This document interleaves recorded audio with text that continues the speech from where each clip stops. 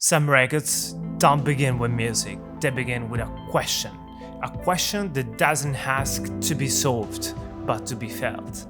The Riddle is one of those records. It doesn't explain himself, it doesn't guide you gently, it looks at you and waits. This is Behind Record. Today we talk about The Riddle by Nik Kershaw. Let's go.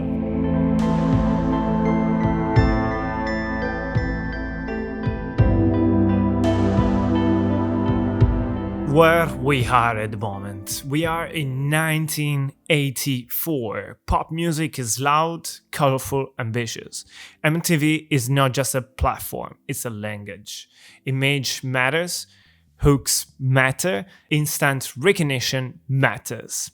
Nik Kershaw arrives in this world as a contradiction. He looks like a pop star, but he writes like someone who thinks too much.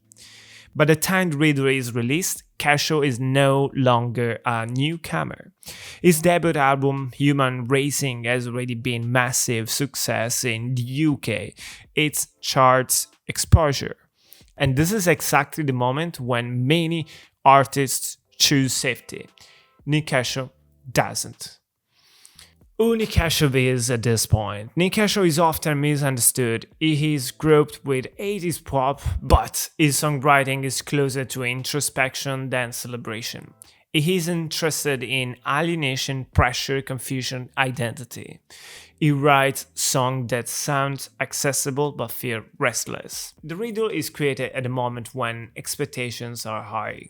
The industry wants repetition, the audience wants another hit. What they get instead is something more complex. Why the Riddle exists?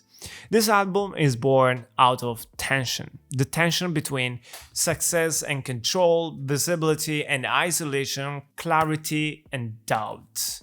Nik Kershaw has spoken openly about the pressure he felt while writing the song. The demand to deliver.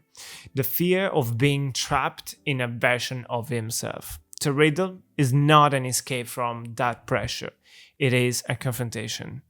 The title track, The Riddle, is famous for one thing above all. No one knows what it means. And that is not an accident.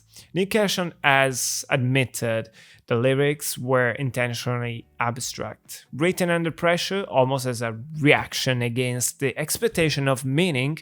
The song doesn't tell a story, it creates feeling. Disorientation, urgency, movement without direction. And in a way, the song becomes a manifesto for the entire album. Because the Riddle is not about answers, it is about existing inside uncertainty. The sound pop with ages.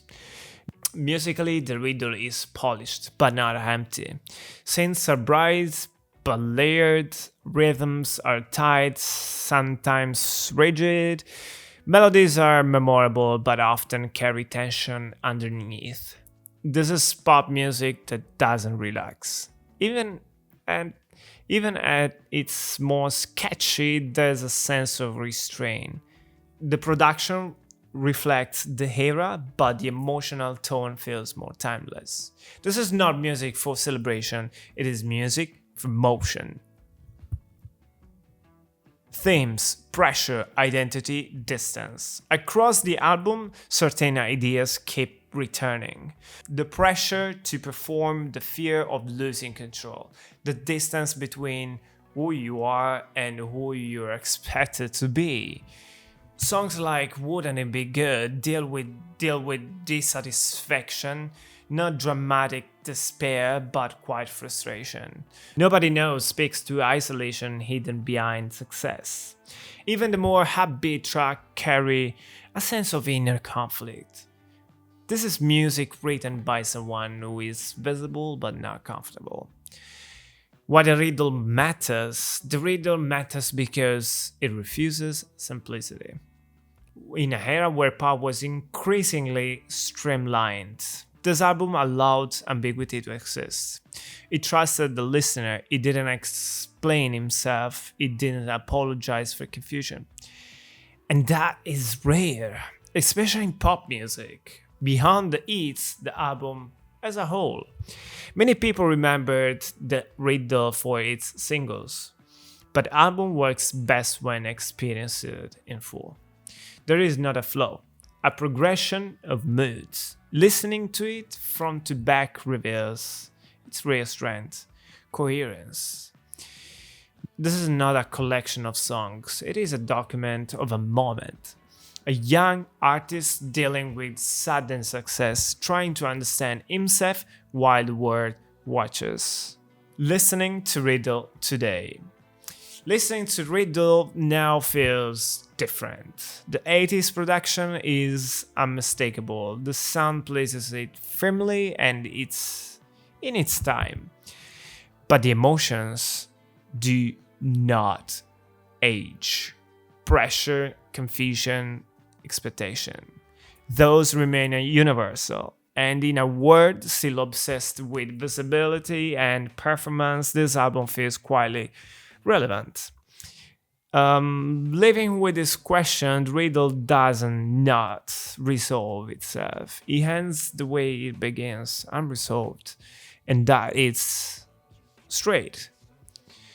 It reminds us that not everything needs to be explained. That confusion can be honest. That doubt can be productive. Nik Kershaw didn't give the audience what he expected.